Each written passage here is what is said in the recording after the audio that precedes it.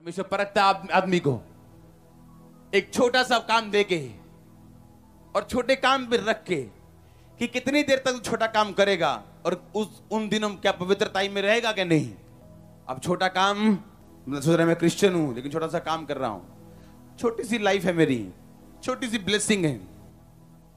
और एक दिन बुआ के लड़के की शादी में गया और पैग लगा लिए, हाँ, क्योंकि उसे लग रहा है कि क्रिश्चियन आत्मिक होने का क्या फायदा, अभी मेरी लाइफ तो उतनी ही है। और वो पीरियड था जहां उसने अपनी लाइफ का सब कुछ गवा दिया और फिर से एबीसी से शुरू करेगा। और उसे एबीसी को जब दोबारा शुरू करना पड़ता है किसी को, अगर आप 100 पौड़ी चढ़ रहे हैं, 100 सीढ़ियों वाली, अगर आप 90 से गिर जाए तो दोबारा जब आप शुरू करते हैं आपको कॉन्फिडेंस नहीं होता कि आप चढ़ पाएंगे। और शैतान मौके पे आपसे कुछ ना कुछ गलत करवाता है और आपकी ब्लेसिंग रोक देता है। और उसके बाद नई जिंदगी फिर शुरू करनी आपके लिए मुश्किल, असंभव तो नहीं है लेकिन मुश्किल है। लेकिन जब आप अड़े और खड़े रहते हैं आप बड़ी गवाही के साथ वापस आते हैं। आपको मालूम होना चाहिए आप जिम्मेवार हैं अपनी लाइफ के। आपका फादर जिम्मेवार नहीं है, आपकी मदर जिम्मेवार नहीं है, आपका मोहल्ला, आपका देश जिम्मेवार नहीं है।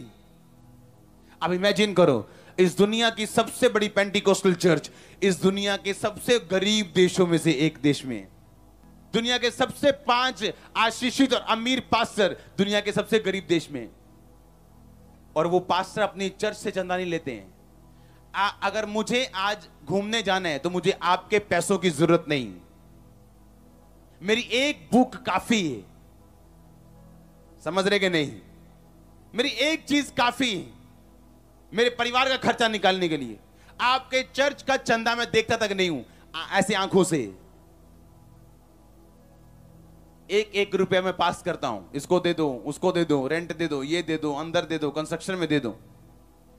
आपका पैसा बैंक जाता है, वहां से चेक कटते हैं और जाता है। मेरी टीम यहां खड़ी, सब लोग यहां खड़े, सब जानते हैं। कितने मेरी बात समझ रहे हैं? आप इसलिए ब्लेस नहीं हो आपके पास बड़ी चर्च है, आप इसलिए ब्लेस हो क्योंकि आप छोटी चर्च केनेथ कोपलैंड, जिसकी चर्च 3, 4, 5, 600 होगी, मेरे ख्याल से 1000 होगी, अपना एयरपोर्ट है उसके पास। प्लेन नहीं, प्लेन तो हैं, एयरपोर्ट की बात कर रहा हूं। जोएल ऑस्टिन जो अमेरिका की सबसे बड़ी चर्च है, अपनी चर्च से ऑफरिंग नहीं लेता। वो आज भी कभी ऑफरिंग नहीं ली चर्च से अपने लिए। उसकी चर्च करोड़ों रुपया निकालती है और काम होते परमेश्वर के। वो अमीर बड़ी चर्च की वजह से नहीं, केनेथ कोपलैंड की चर्च बड़ी नहीं है। आप अमीर हो और आशीषित हो और जो कुछ आपको चाहिए, परमेश्वर आपकी डिजायर को पूरा करने के लिए उत्साहित नहीं, आपकी नीड को पूरा करने के लिए उत्साहित है। आपकी जरूरत है अगर चर्च बनाने के लिए 100 करोड़ की भी, तो परमेश्वर देगा। पर 100 करोड़ अगर ऐश करने के लिए चाहिए तो आपको नहीं मिलेंगे। आमीन। तो मुझे जो मेरी लाइफ के लिए चाहिए मेरे पास है, इसलिए मेरे पास बड़ी चर्च है, इसलिए कि मैं बोता हूं और काटता हूं। एक बंदा जो बोता नहीं, टाइट नहीं बोया, तो आप अपने पास्टर से प्रार्थना मत करो आपका बिजनेस खुले, क्योंकि बाइबल कहती है जब तू अपना 10वां हिस्सा नहीं देगा, परमेश्वर आकाश की खिड़कियां और झरोखे बंद रखेगा। आपको पता है कौन सा वर्ड यूज किया गया खिड़कियां झरोखे के लिए? Dam gate, sluice gate. Dam gate जहां लगे होते हैं पीछे पानी पानी होता है पर आगे सूखा होता है क्योंकि गेट नहीं खुले होते। और वही वर्ड यूज किया गया मलाकी की पुस्तक में कि मैं आकाश के झरोखे खिड़कियां खोल दूंगा। यानी पीछे तो ब्लेसिंग है, पीछे तो पानी है, पर आपकी लाइफ में ब्लेसिंग नहीं। क्यों? क्योंकि टाइट कभी नहीं दिया, बोया कभी नहीं। और परमेश्वर ने कहा जैसे ही तेरे हाथ से टाइट रिलीज होगा, मैं वो डैम का गेट खोल दूंगा और पीछे का पानी तेरी नदी में बहेगा, तेरी लाइफ में बहेगा। पर आज लोग क्या है, वो समझने के लिए तैयार ही नहीं कि लाइफ जो है वो स्पिरिचुअल है। लाइफ वो नहीं है जो आप देख रहे हैं, लाइफ वो नहीं जो आप समझ रहे हैं, लाइफ वो है जो आत्मिक है।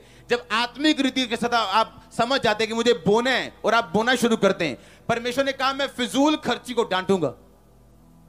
आपने अपनी लाइफ में अगर 3 चीजें परचेज करनी है, अगर आप टाइदर नहीं है, आप सबसे रॉन्ग वन परचेज करेंगे। आप परचेज करेंगे लेकिन सबसे रॉन्ग वन।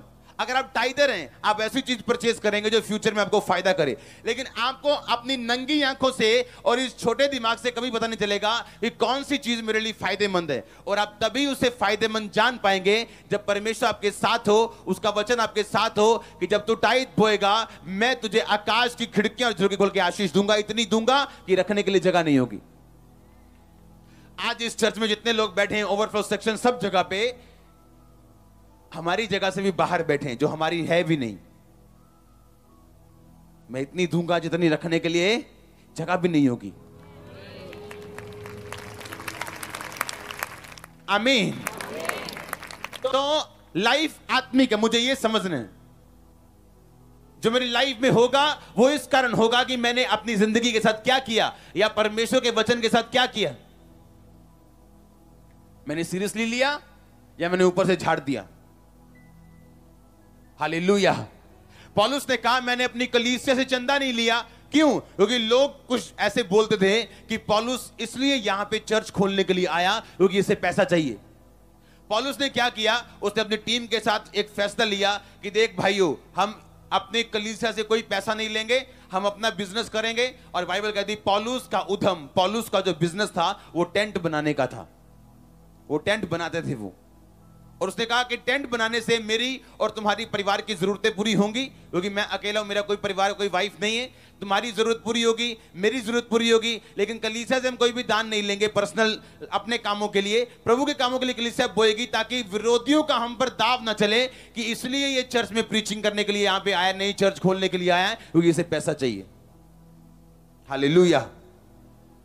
आपको देखना होता है कि परमेश्वर का काम कैसे बढ़ेगा, लोग आपके बारे में क्या सोचते हैं और परमेश्वर का काम आपने कैसे करना है। क्योंकि लाइफ आत्मिक है। जो आप बोएंगे, प्रभु के लिए जो मेहनत करेंगे वो कभी व्यर्थ नहीं जाती। आपके बच्चे इसका फल काटने वाले, मैं प्रोफेसी कर रहा हूं आपको। मैंने कहा आपके बच्चे इसका फल काटने वाले, ये प्रोफेसी है ऑनलाइन, ये प्रोफेसी। आपके बच्चे इसका, आपके बुजुर्ग इसका, आपके जनरेशन इसका फल काटने वाली जो मेहनत आप परमेश्वर के लिए कर रहे हो। बनाने से मेरी और तुम्हारी परिवार की जरूरतें पूरी होंगी, क्योंकि मैं अकेला हूं, मेरा कोई परिवार, कोई वाइफ नहीं है। तुम्हारी जरूरत पूरी होगी, मेरी जरूरत पूरी होगी। लेकिन कलीसिया से हम कोई भी दान नहीं लेंगे पर्सनल अपने कामों के लिए, प्रभु के कामों के लिए कलीसिया बोएगी, ताकि विरोधियों का हम पर दाव ना चले कि इसलिए ये चर्च में प्रीचिंग करने के लिए यहां पे आया, नहीं चर्च खोलने के लिए आया क्योंकि इसे पैसा चाहिए। हालेलुया। आपको देखना होता है कि परमेश्वर का काम कैसे बढ़ेगा, लोग आपके बारे में क्या सोचते हैं और परमेश्वर का काम आपने कैसे करना है। क्योंकि लाइफ आत्मिक है।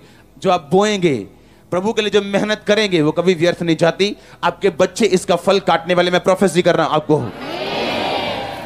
मैंने कहा आपके बच्चे इसका फल काटने वाले, ये प्रोफेसी है ऑनलाइन, ये प्रोफेसी। आपके बच्चे इसका, आपके बुजुर्ग इसका, आपके जनरेशन इसका फल काटने वाली जो मेहनत आप परमेश्वर के लिए कर रहे हो।